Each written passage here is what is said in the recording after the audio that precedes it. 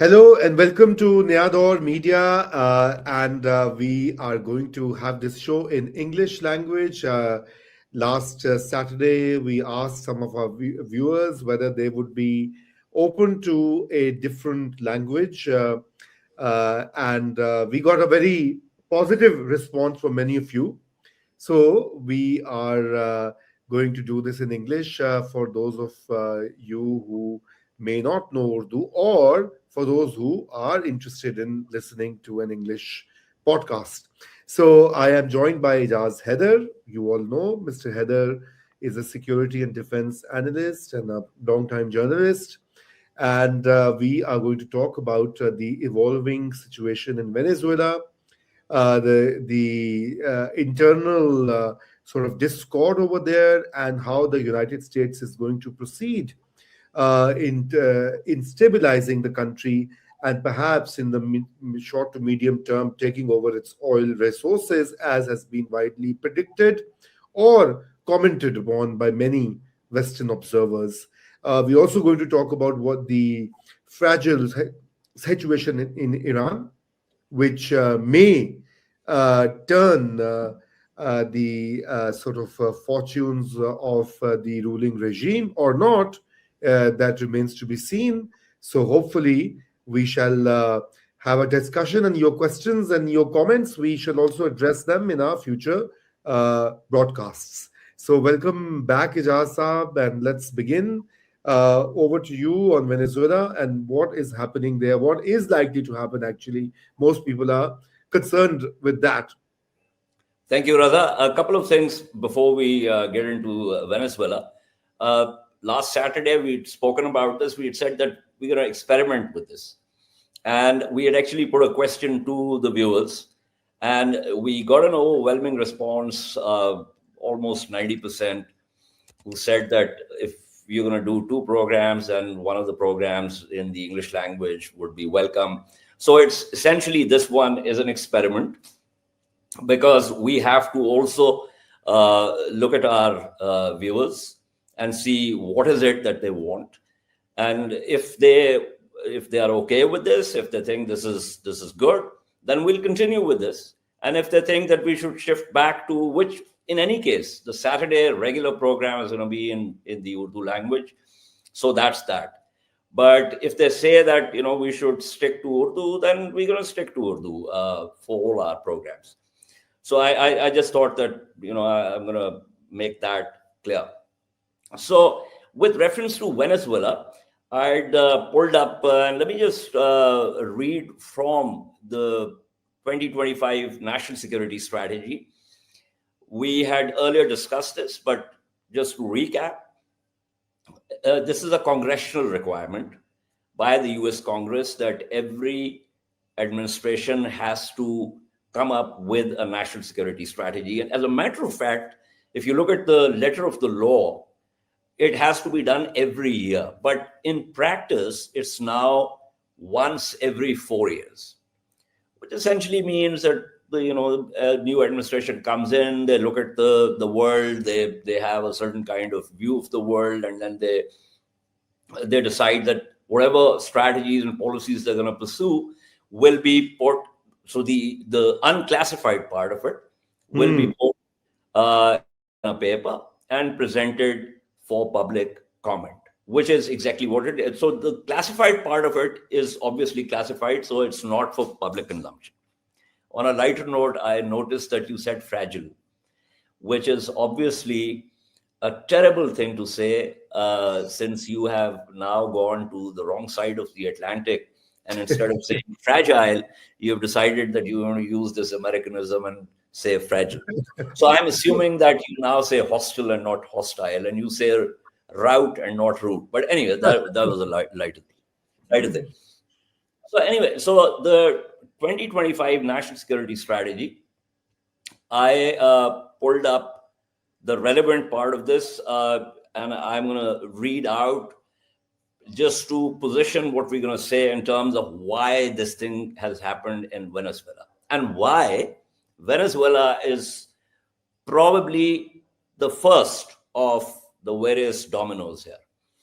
So it says Western Hemisphere, and it says the Trump corollary to the Monroe Doctrine. And it says, after years of neglect, the United States will reassert and enforce the Monroe Doctrine to restore the American preeminence in the Western Hemisphere and to protect our homeland and our access to key geographies throughout the region. We will deny non-hemispheric competitors the ability to position forces or other threatening capabilities. This is very important, because those threatening capabilities may not just be kinetic, they can be non-kinetic also. And we'll get to that. Or to own or control strategically vital assets. Again, extremely important in our hemisphere. This Trump corollary to the Monroe Doctrine is a common sense and potent restoration of American power and priorities consistent with American security interests. Now, this is where we have to basically unpack what has happened in Venezuela and why it has happened. So let's begin with what Trump said. He's talked about oil. He's talked about, he basically said words to that effect, that we're going to have very large US oil companies. And, as he's also always into superlatives, biggest anywhere in the world. So anyway, and he said that we're going to fix the badly broken infrastructure, the oil infrastructure, and we're going to start making money for the country. Which is the United States also, and then as an afterthought, also for the Venezuela. Now let's look at this. What is this Venezuelan oil? There has been a lot of reporting about, ever since this has happened, about the largest reserves that Venezuela has. So there are 3 basins in the country where you have oil. But the largest one is the Orinoco River Basin. It's the southern tip of the eastern Orinoco River. But the problem with this is that this is very heavy and viscous crude, and it requires special extraction methods and special refineries also. And it also needs to be mixed with sweet light crude, which is, generally the Middle Eastern oil. Also, the southeast of Venezuela, you have Guyana, where they've found like 10 billion, barrels of oil, which is actually sweet light crude. Now, Venezuela, as we know, was one of the biggest global oil producers, and it was also one of the main founders of OPEC, which is the Organization of Petroleum Exporting Countries, which is a group of some of the world's biggest oil producers. Their decisions help determine global oil prices. So Venezuela had a number of oil companies. That Chevron, for instance, was one of those. ExxonMobil was another. And so they worked there. I mean, Chevron was there about 100 years ago. They were the ones that first started drilling the oil there. But once Hugo Chavez took over, he basically nationalized. He refused to pay money to lots of some of these oil companies. Chevron was the only one that decided to stay on. Others left. But here's the thing, and this is an important one. If you look at the global oil market right now, it is currently facing an oversupply. And so the Brent prices are below $60 a barrel. And the long-term projections for oil demand are also unclear. And one of the reasons that experts say has to do with the electric vehicles. So how are these companies going to come in? The problem with this Orinoco basin is, even though there's been drilling and they do extract oil from there, the fact is that it hasn't really been tapped to its full potential because of major environmental concerns. And the European oil companies obviously are under obligation of their domestic laws, which have a very big component of the environmental concerns. So this country was producing more than 3 million barrels a day. This was about 30, 40 years ago. And now it produces about 1 million barrels a day, which is roughly 1% of the global oil output. So if you compare it, for instance, the US now produces about 13 million barrels a day. So is this about oil then? I doubt it. I doubt it, because if the companies have to come in, Guyana's oil is lighter than Venezuela's. It's less polluting, and Guyana has lower taxes than Venezuela. So, it doesn't really make sense for these companies to come in, because the political or the geopolitical situation is very tricky. And, when people come in, especially when these big companies come in, they're investing billions of dollars. And the first thing they have to do is to ensure that they get their, proper return on investment. Now, Trump administration's plans to this jumpstart this industry, according to experts, and I am no oil industry expert, so I'm relying on the analyses that have been put out by the experts, and they think it's going to be difficult. And by the way, if you look at what happened with Iraq's oil industry after the US invasion, it hasn't really gotten back on its feet, and there's a lot of corruption and a lot of mismanagement, and the entire thing is neither here nor there, frankly. So what exactly is the real reason? And I can think of two.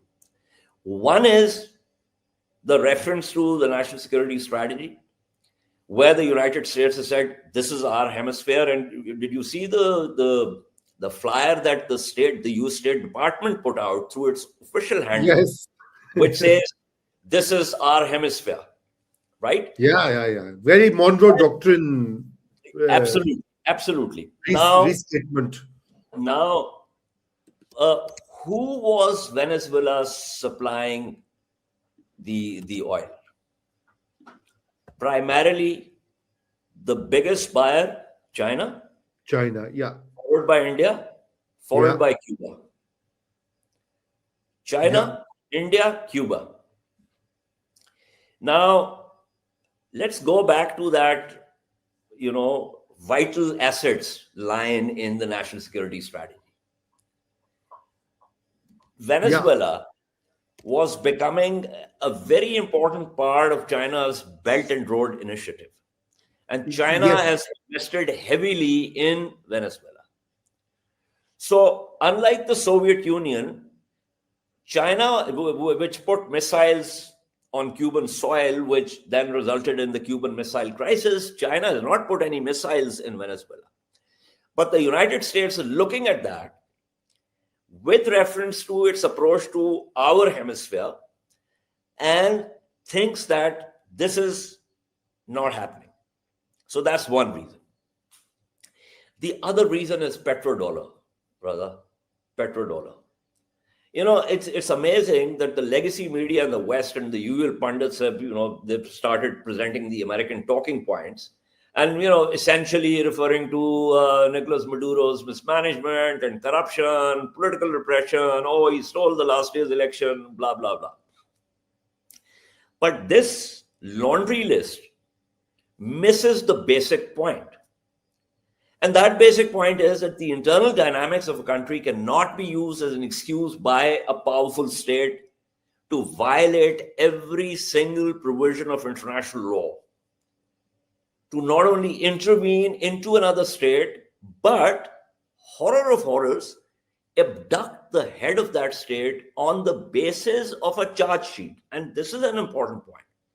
On the basis of a charge sheet under its domestic law, and then produce him or her before a court whose jurisdiction that particular foreign national has not consented to. Now, we know that there are provisions under international law where states under the United Nations Security Council authority, especially under Chapter 7, can intervene into another state, but none of those conditions exist in this particular case. So let me come back to that point that this is not about Venezuelan oil per se.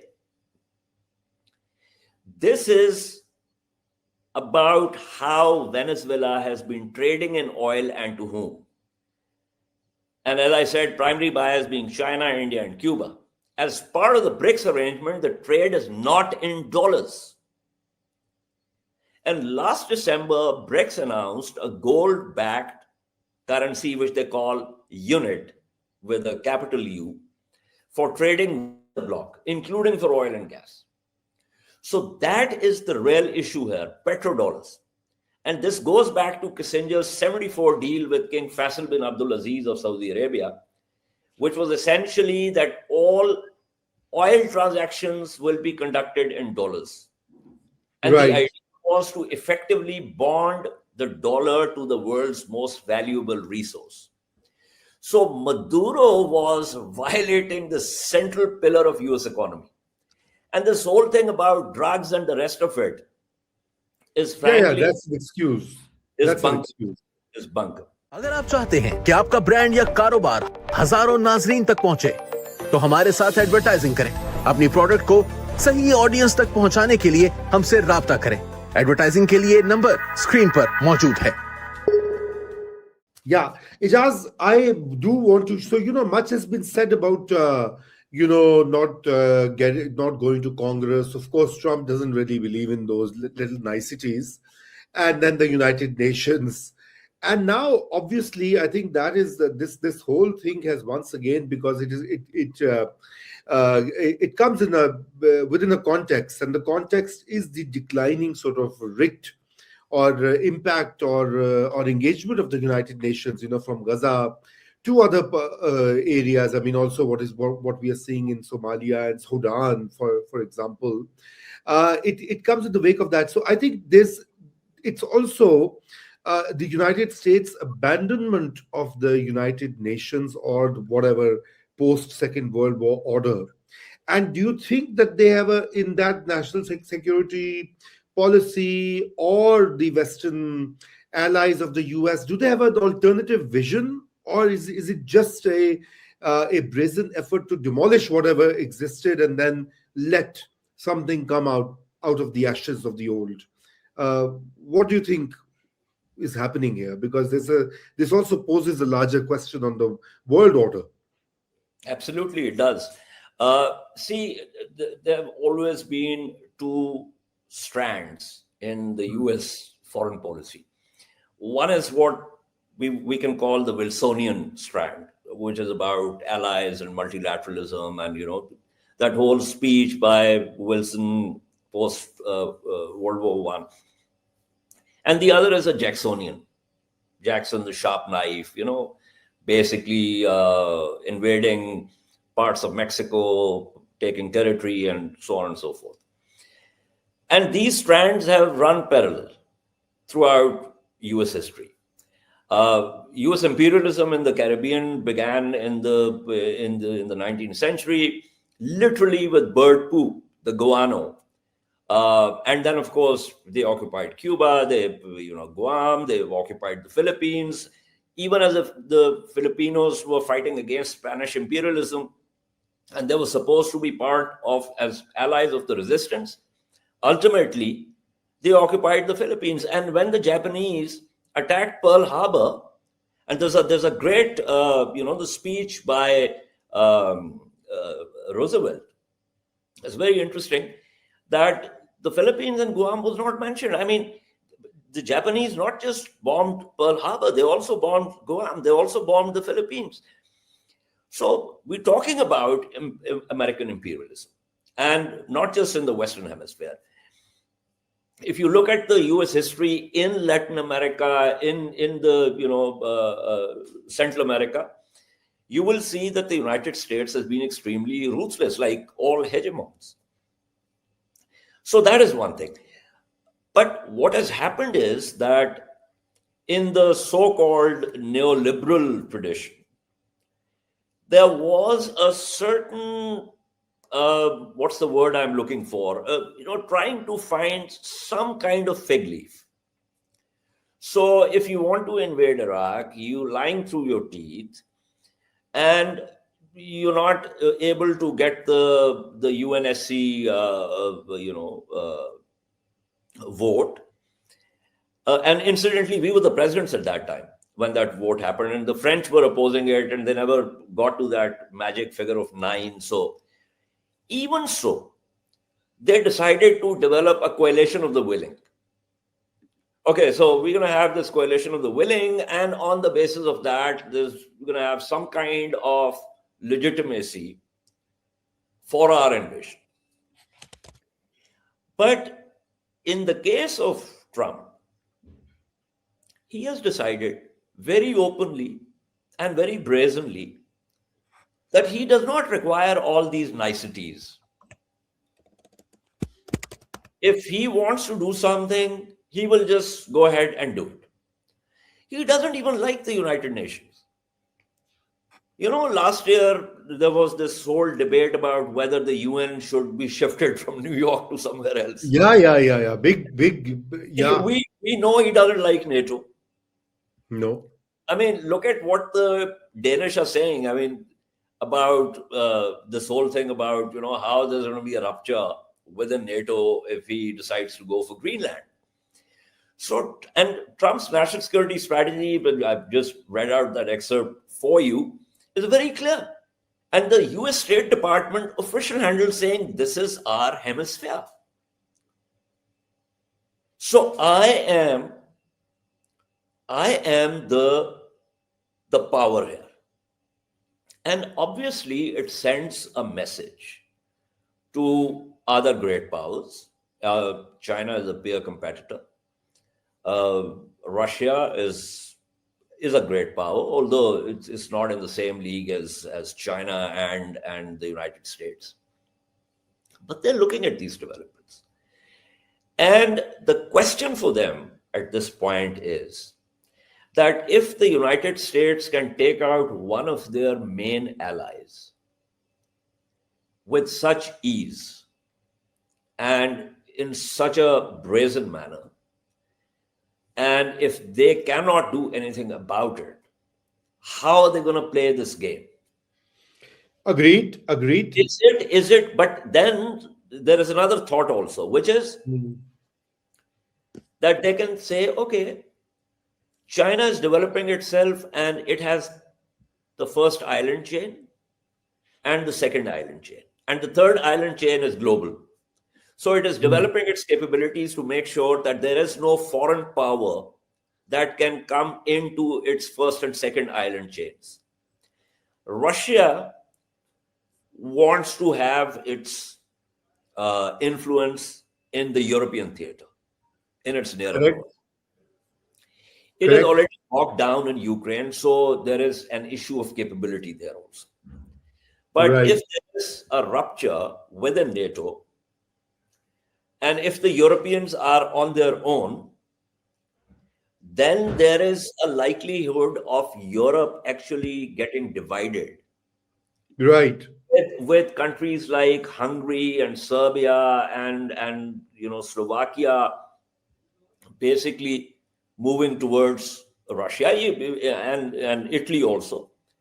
There are parties within, for instance, Germany, the AfD, if it comes to power in some way or the other, whether through a coalition or whether on its own steam, the dynamics could change. Ditto for Marine Le Pen's party in France. So there are a number of moving parts here, which are likely to become extremely important as we move forward. So yes, to your question, yes, the dynamics are changing. The this sort of moving away from the multilateral arrangements, moving away from alliances, and increasingly acting unilaterally. these are issues that are going to inform global geopolitics as we go forward. So basically, this Venezuela has to be viewed in the larger context of a completely different approach by the United States, and a sign of the change of the fast changing international order. So let's move to Iran, Ejaz. I mean, we did briefly refer to it. I mean, where do you think that particular internal crisis is going to lead to? I mean, is it going to become bigger? Would it have, the earlier interventions by Israel and its intelligence network? Is it going to succeed in further fueling the flames, I mean, so to speak, and fanning them to the extent of a regime change or whatever it's called, you know? The situation in Iran is definitely tricky. Hmm. So the cost of living crisis protests, there are three issues here. One is obviously sanctions. Right. It is the most sanctioned regimes, and especially with the snapback sanctions from the Europeans, it has had its impact on the economy, which has already been reeling. So that's number one. But then there are two other factors which are domestic: mismanagement and corruption. We know that there are two parallel systems of governance, essentially. You know, the one that goes to the president, which is Mr. Pezeshkian, the other that goes to the supreme leader, Ali Khamenei, and the real rulers, the security forces, you know, the IRGC, Al-Quds, their intelligence units, Basij, rest of them. That is the real power structure. And they have huge businesses within Iran. And by lots of estimates, there's a lot of corruption, there's a lot of nepotism, or what you can call the asabiya. And so essentially, the distribution is not equitable. And so once you have mismanagement and you have corruption, and then on top of that, if you such a sanctioned country, then obviously the common citizen is going to feel the impact of economic squeeze. Now, the situation becomes tricky because you start with this, and this time it was started by the bazaris, the bazaar. And you know, the bazaar has always been extremely important in Iran's context. The Iranian Revolution was spearheaded by the bazaris. So they were the ones who shut it down and said, you know, enough is enough and we need to have something. Now, President Pezeshkian understands this. He is a moderate. He is a very sensible, highly educated person or doctor. And so when he spoke, he actually besieged the protesters. He said he understands their grievances and their concerns, but that they need to stay calm. But the issue really is that there are agents provocateurs. We know that there is a Mossad penetration.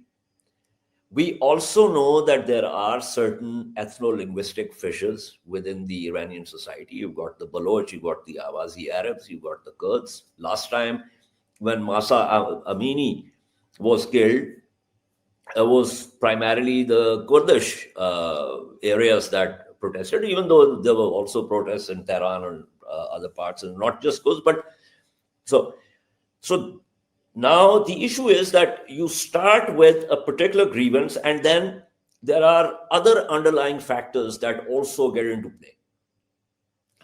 And don't forget Mike Pence's tweet that you actually showed last time we spoke on the program, where he said, and you know, the Mossad agents that are walking beside. So the Iranian government is very clear that these protests will be exploited, these fissures, these grievances will be exploited by external hostile agents, right? Now, this is one thing. The other thing is Netanyahu going to the United States and once again bringing up this issue of an attack on Iran. From his perspective and from the perspective of his extreme right-wing coalition, the religious Zionists, the Eretz Israelites, they believe that this is the time to strike because they want chaos in the region. Because they believe that chaos in the region is what allows them to keep their qualitative military edge and not allow the Arab, strength to come together. And I can tell you when the United States and other, this kind of motley coalition was operating in Syria and in Iraq against Daesh, the Israeli analysts were saying, do not completely finish Daesh. Right. Because they did not want Iraq and Syria to stabilize. They wanted this chaos. They wanted the chaos in Iraq. They wanted the chaos in Syria. They want chaos in Lebanon. They want chaos in Libya. And they certainly want chaos in Iran because that is what keeps them secure. And by the way, this is not a new strategy. I mean, if you go back to Cardinal Richelieu, who was a Catholic prince of and Prime Minister of France, he reached out to the Swedish Protestant king to make sure that the Germanic tribes kept fighting among themselves because he understood that German unification is a grave threat to France. And that's exactly what happened much later under Bismarck when the German unification happened. France was defeated, Austria was defeated, and Germany emerged as the most potent power in Central Europe. So this idea that you keep a particular area or a people destabilized is not new. It's not a new strategy. And this is the Zionist strategy. So, and by the way, as I said to you earlier also, Trump is preternaturally pro-Israel. And so my fear is that at some point they'll probably try and exploit this and attack Iran. If that happens, then the oil prices are going to really shoot up, which actually helps the United States and Venezuela and Guyana, and of course helps Israel. But there's another thing also. If this happens now, the Iranians are then going to strike US bases in Bahrain, in Qatar.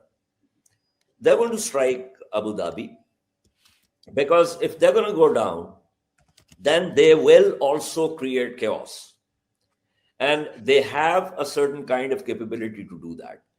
And that is going to have a very deleterious impact, not just in the region, but also for us. So, Ejaz, which leads me to kind of reiterating what you earlier said, it is very complicated then in this particular case. I mean, it is far from easy for either parties. I mean, it's not easy for the United States and Israel to engineer a clean takeover, but it's not easy for the Iranian regime also to maintain the status quo. So I guess with that thought, let's conclude our show. And thank you. I was listening to you. And of course, some of the points require further exploration, and we can do that in our next sitting. But for now, thanks to you and the viewers who have been watching. Please give your comments and leave your questions, and we shall take them up when we meet next. Also, tell us about this experiment, whether you like it, whether we want us to go back to Urdu. In any case, the Saturday program is going to be in Urdu. So, Yeah. Okay. Thank you, Ejaz, and Khuda Hafiz. Yes, yeah, my pleasure.